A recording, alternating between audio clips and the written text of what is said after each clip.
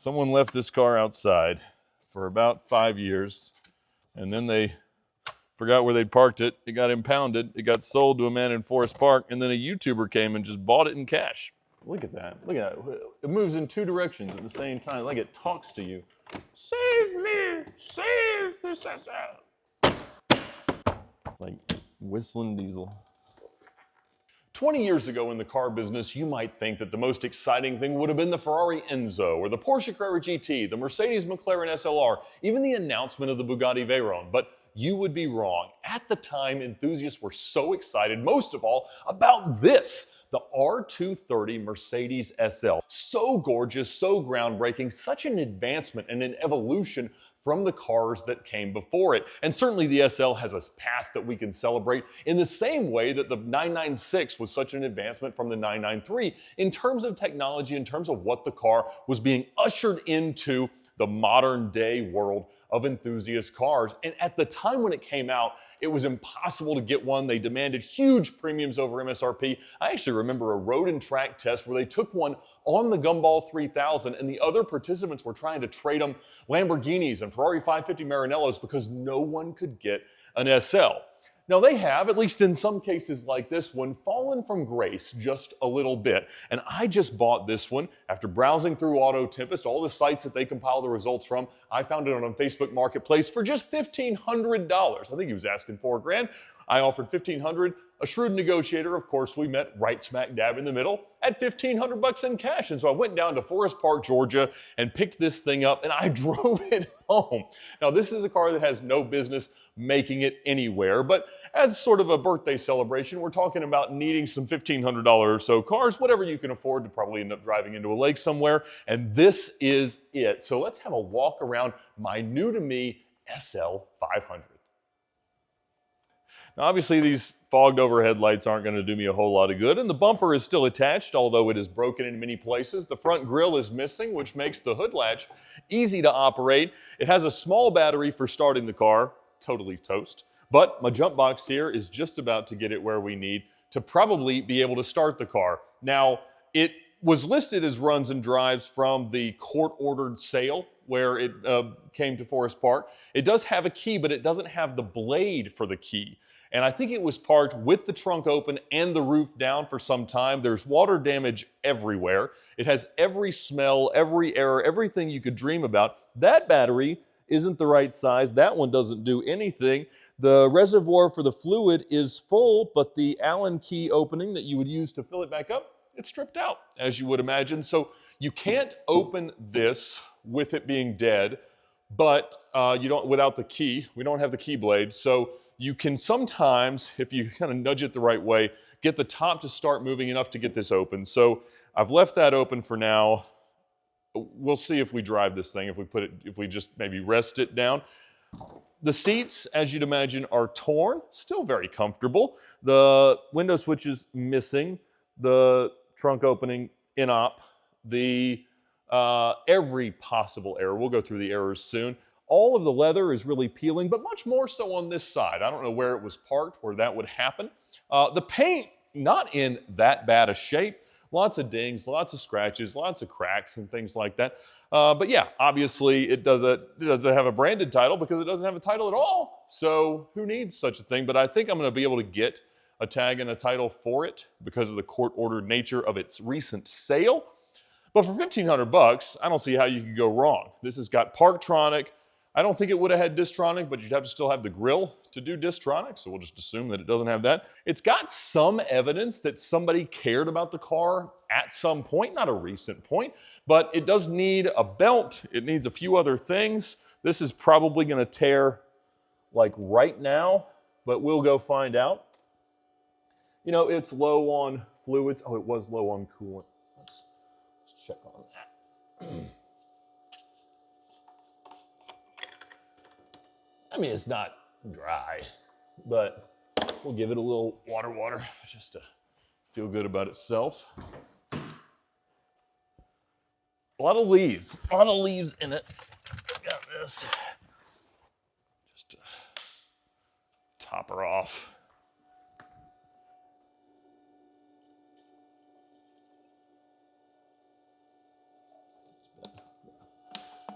But I think, honestly, with a set of Bridgestones and a couple of batteries, it's gonna go places. Not far away places, but places. I need to wire tie that. Oh, that pin is not hold at all. That's good enough for now. Oh, 15.3 volts. That's more volts than we would want normally, but let's get it started and see how it does.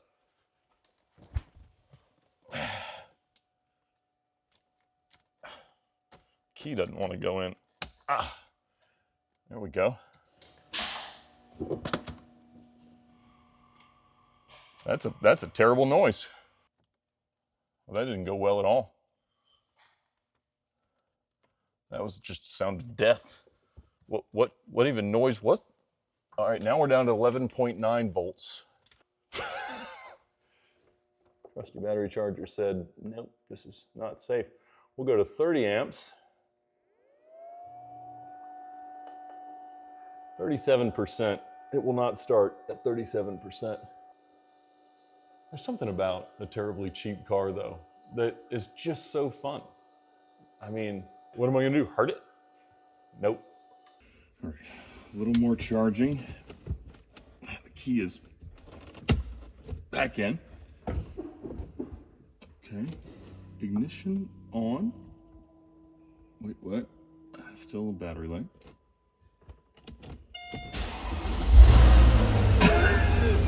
It started! Not with keyless go, but it started. Would you look at that? I guess let's try to take it for a drive. All right. Well, hey, it is started and we are out on the real road. Now, we are still riding a little dirty, but we have an excuse to do so because we do have to make the thing pass readiness to get its emissions checked to process its court-ordered title. Now, obviously, we have all of the errors. We're to visit the workshop for brake linings. That's not this car's noise, okay. We've got marker lights out, turn signals out. We've got a variety of problems, but overall, no check engine lights. Obviously, a battery error. I have new batteries on order. You have to do the tiny one to start the car, the big one for the trunk, the right-sized big one. I mean, it sounds okay.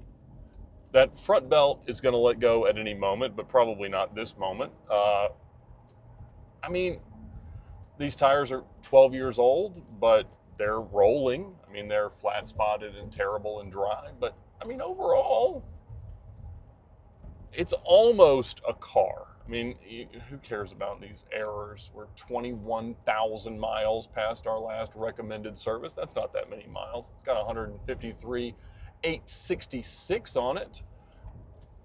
Brand new. Now, one thing you will notice about any car that is in this state of general neglect is how much just humanity is stuck to it. This thing is disgusting. It smells as bad as you would expect. Everything is torn, everything is falling off. But honestly, it's going straight. I mean, the alignment seems okay. It's a car.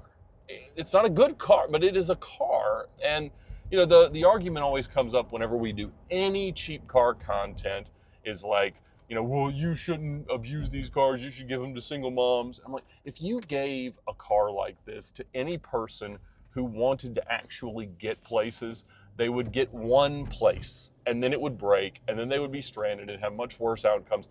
You're not doing anybody any favors. This car is mechanically totaled for the fluids that it needs to have replaced, much less the tires that it obviously needs, the batteries that it obviously needs. There is no economic viability whatsoever to using this car in any state other than what it is right now until that stops working. You cannot make it nice in any kind of responsible or reasonable way, so you just enjoy it. And somebody had been enjoying it. I mean, it's, you know, it's not all that nice, and the top doesn't work, obviously. I think the windows, the switch here is broken.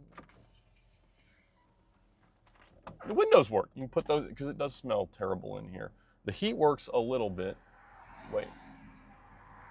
The The switch, oh, no. The switch is broken. I stuck my finger in it to make the window go down, but I can't unstick it in there to make it.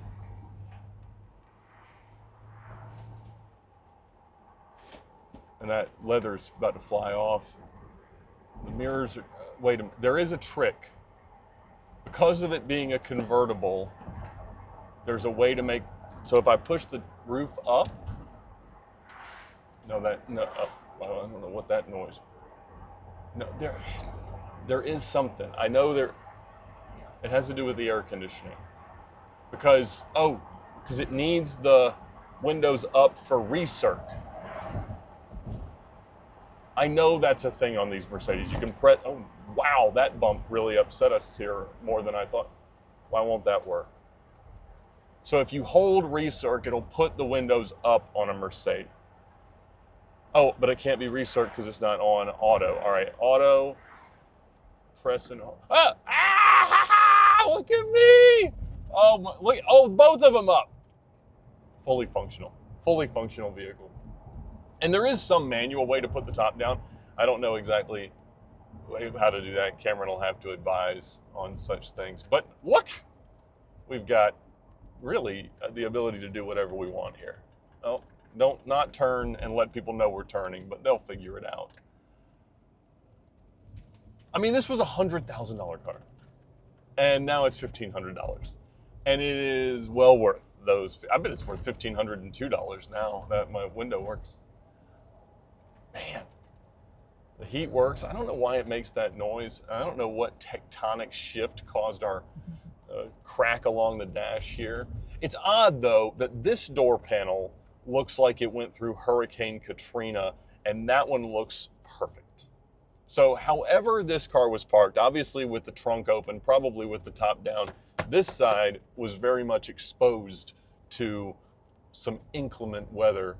But hey, overall, apart from a really, really good detail, this thing is ready to go places. I don't even know if I want to guess what's in here. Center console. Oh, look at these guys, responsible human beings. We got a New Testament, Holy Bible. Don't worry about the Old Covenant. We got Jesus Now, King James Version. Proper. Is it actually? Yeah, printed and all. Red letters for Jesus speaking. I like that. Oh, and he stole the Longhorn check thing. So, yeah, I mean, obviously, you know, a man of taste, going to the Longhorn, getting him a Flo's filet. Is that what they serve at Longhorn? I think so. We got that. Nothing else. I mean, these panels are off, whatever. It's way better than I would think. Now, let me pull over in here for a second and see how we're doing on emissions. Because I do, in Georgia, to process my title, which I don't really have a title, I got to do this. So let's hit a OK. Oh, what? All right, test.